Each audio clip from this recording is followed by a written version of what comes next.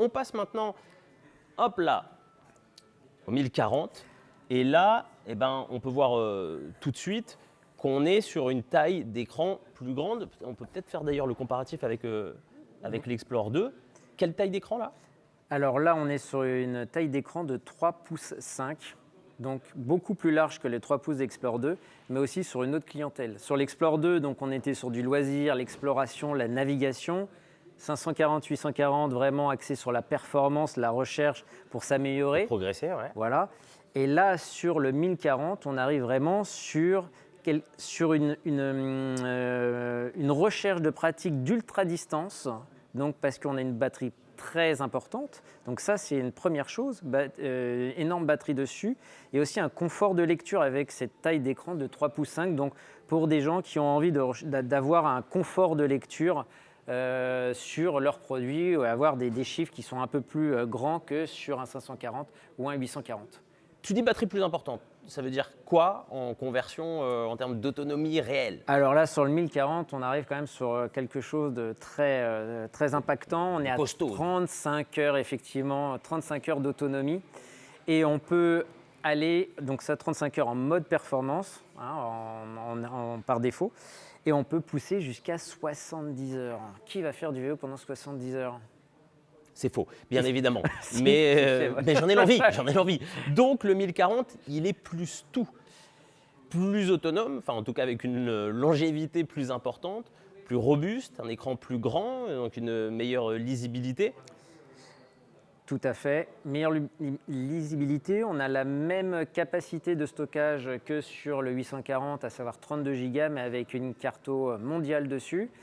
Donc on peut aller partout dans le monde. Donc après 70 heures, donc c'est pour ça que je parlais d'une recherche d'activité un peu plus poussée sur l'ultra-distance, le bikepacking, qui ne fait que croître dans la pratique au cours des années, et particulièrement en France. Vous avez aussi tout un arsenal qui permet, enfin l'arsenal, plutôt un socle. Voilà, ça a été conçu vraiment pour la robustesse, ce produit, avec un socle en aluminium en dessous qui ne peut se casser, à part de jouer vraiment un peu le casse-cou. Mais ça, ce socle en aluminium, il est beaucoup plus résistant. Donc c'est vraiment pour la route, pour quelque chose de durable qui va connaître… Ça va pouvoir être éprouvé par le temps et les obstacles. Exactement, avec un poids quand même de 130 grammes, donc un peu plus lourd. Ouais. Donc des gens qui ne sont pas non plus, dont le poids n'est pas rédhibitoire pour la pratique. Petite question annexe de Régis sur la fonction guidage. Est-ce qu'il est possible d'avoir un guidage vocal? Oui. C'est possible d'avoir un guidage vocal, mais alors, pas, sur la gamme présentée, ce n'est pas possible. En revanche, sur la gamme présentée, il y a un guidage vocal via une connectivité Bluetooth via le téléphone ou via des casques avec haut-parleurs. Je ne vais pas parler d'oreillettes ou de casques parce que normalement, c'est interdit d'utiliser des casques, donc au risque et péril de la personne qui utilise ça. Mais il y a des casques avec haut-parleurs ou sur le téléphone où vous allez avoir l'indication vocale connecté via le Garmin Edge et que vous allez avoir ces aides de navigation. Des questions sur la cartographie. Je vais te faire un petit package. Il y a François qui demandait, on revient sur le 540, qui demandait ce que comportait la carte sur le 540 parce que, nous dit-il, le 840 comporte la carte Europe plus États-Unis, tu l'as dit. Qu'est-ce qu'on a sur la carte pour le 540? L'Europe de l'Ouest. Très bien. François, Europe de l'Ouest. Question maintenant de Jonathan sur le 840. Je l'ai refait voir à chaque fois pour bien repréciser que le 540 avec le tour gris et donc le 840 avec le tour noir et que celui-ci est donc tactile en plus. Jonathan demande si on peut créer un parcours directement sur le 840 ou seulement une recherche d'adresse. Alors, on peut refaire une recherche d'adresse ou avec des points qu'on a sauvés préalablement au départ, des waypoints, on peut les sélectionner et créer ce parcours avec plusieurs waypoints qu'on aura sauvés auparavant. Il n'est pas possible de créer un parcours directement en pointant du doigt directement sur le 840, donc c'est uniquement avec des waypoints ou avec une recherche d'adresse. J'espère que j'ai été assez clair, c'est une très bonne question. Eh ben, Thibaut, écoutez, c'est Thibaut, je sais plus. là, c'est Jonathan. Jonathan, toujours. Tu crois toujours que c'est Thibaut. Oui, mais Ah, c'est- ouais, écoute, tu as le A en commun et le T, c'est pas mal. Et le H. Oui, bon, c'est quand même pas mal. Juste avant d'aborder deux points qui sont spécifiques et qui sont des fonctionnalités communes à l'ensemble des GPS, est-ce que, très rapidement, en un mot, tu pourrais nous résumer l'usage de chacun? Pour l'Explore 2, tu le conseilles à qui?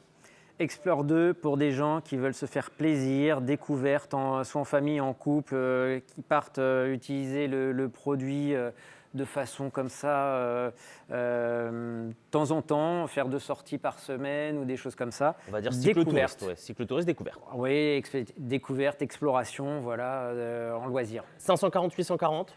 Gamme performance, des personnes qui veulent s'améliorer, qui sont vraiment dans la recherche physique et performance sur le vélo. Et le 1040. Et le 1040, vraiment longue distance, bikepacking, ou des gens qui cherchent un écran confortable, lisible, avec une très forte autonomie et très robuste. Sache en parallèle, Mathieu, que Jonathan, alias Thibaut, dans ta tête, nous dit merci. C'est très clair. Super, merci Jonathan. Deux questions donc supplémentaires qui sont communes à l'ensemble des GPS qu'on présente aujourd'hui. La première, qui est une fonctionnalité qui s'appelle, elle m'échappe complètement, qui s'appelle Group Ride. Super, c'est ça, j'ai bien, ouais, ok. Excellente J'ai fait mémoire. appel à ma mémoire Excellente court terme. mémoire. Surtout que c'est l'anglais, c'est pas facile. Oui, t'as vu mon niveau d'anglais, il est régressif, plus ça va dans les années. Donc la question, elle est basique. C'est quoi? Est-ce que tu peux nous présenter? Alors oui, Group Ride, c'est une fonctionnalité qui, je pense, a besoin d'être communiquée auprès et surtout auprès de la clientèle de chez Decathlon. C'est que la pratique du cyclisme a un peu changé ces derniers temps. Moi, je rappelle, ça date quand même, par exemple, de mon père, par exemple, qui partait souvent seul à vélo. Et maintenant, la pratique du vélo, c'est extrêmement sociabilisé. On part en groupe, on fait des sorties à plusieurs, etc. Donc, la fonction Group Ride, c'est là où elle a tout son intérêt. C'est-à-dire que toi, JB, tu veux créer une sortie. Tu dis, hop, je pars, je crée ma sortie sur l'application Garmin Connect, tac, tac, je la crée. Et quand elle arrive, je l'enregistre sur mon produit. Dans mon produit, j'ai la fonctionnalité créer un group ride. Donc, je prends ce parcours et je crée un group ride avec une heure de départ, une date déjà avant, Oui. une heure de départ. Et j'enregistre et ça me crée un code. Ce code-là, je peux l'échanger avec n'importe qui, que de mes amis Garmin Connect ou pas. Même je Thibaut, peux l'échanger avec ce fameux Thibaut, ou encore mieux avec Jonathan aussi. J'échange ça. Et ils reçoivent directement, ils rentrent ce code et le parcours est directement téléchargé sur leur produit. Et quand ils arrivent le jour J de la sortie, on lance tous l'activité Group Ride ensemble et ça permet d'avoir l'ensemble des cyclistes Group Ride directement sur chaque produit de chaque utilisateur Group Ride et de les suivre directement, de se suivre directement sur la carte en live avec leur petit avatar de Garmin Connect sur la carte. C'est assez sympa. Donc j'imagine que déjà ce qui est cool, c'est que tu l'as dit, là c'est fini le fait de rouler seul, on peut rouler à plusieurs.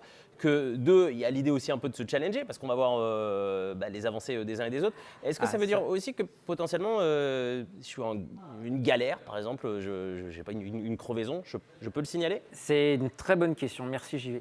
Bravo. Mais merci à toi de me remercier. Mais remercie. C'est bien d'avoir des bonnes questions, même aux utilisateurs, les employés de chez Decathlon, ça fait avancer les choses.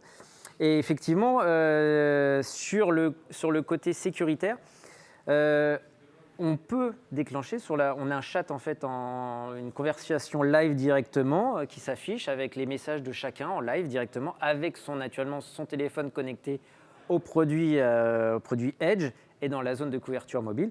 Et s'il m'arrive un truc, j'ai crevé, etc., je peux alerter le groupe que j'ai fait une crevaison, j'ai mon icône qui change de couleur et les gens peuvent dire moi j'y vais et je peux naviguer vers cette personne. C'est-à-dire que j'ai même une carte qui va m'amener pour naviguer pour arriver jusqu'à cette personne en difficulté. Et à la fin de la sortie, je ne sais pas si tu voulais aborder aussi ce sujet, mais à la fin de la sortie Group Ride, ce qu'on voit, c'est qu'on a des challenges, des badges, vraiment à ce côté un peu de compétition, mais bon enfant. On va avoir celui qui a fait les meilleurs temps dans les montées, celui qui a sprinté le plus vite, qui a descendu le plus vite, qui s'est perdu le plus souvent, le badge voiture balai, des choses comme ça. Donc assez bon enfant. Question commune de Jonathan, qui est lancé, qui ne s'arrête plus, et donc de Nicolas, bonjour à tous les deux, et qui demande si Group Ride est dispo pour toute la gamme. Alors, il y a des produits sur lesquels Group Ride n'est pas, mais qui n'est pas disponible, mais ces produits sont arrivés en fin de vie.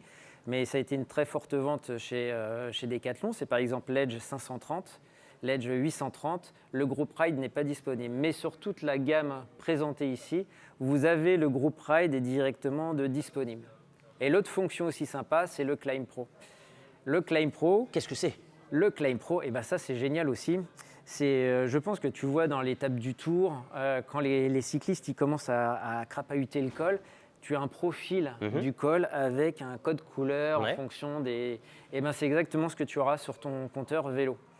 Que tu aies un parcours ou pas, c'est qu'en fonction de la base de données cartographique dans le produit Garmin, il va détecter si tu es dans le terril à côté du campus là, des T4, il va te montrer tout de suite la côte, tu es en pleine montée. J'anticipe les questions. Si jamais tu as un croisement sur ce col et que tu prends à droite alors que la montée est tout droit, lui, il va prendre la montée,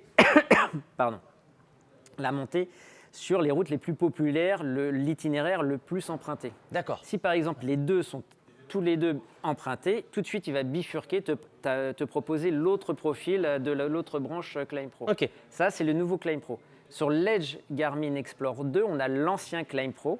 Qu'est-ce que l'ancien Climb Pro? Qu'est-ce que oui, l'ancien... C'est génial, redis-moi les questions.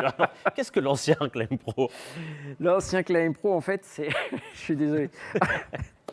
L'ancien Climb Pro, c'est... en fait, là, on est obligé de télécharger un parcours sur son produit pour avoir le profil. Donc là, si on sort de ce profil, naturellement, il ne va pas vous afficher le profil altimétrique de pente. Il faut vraiment rester sur la route.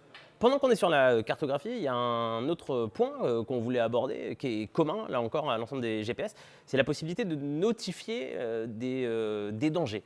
Oui. On va pouvoir baliser le parcours. Ouais. Alors ça, c'est super important et c'est vraiment très efficace.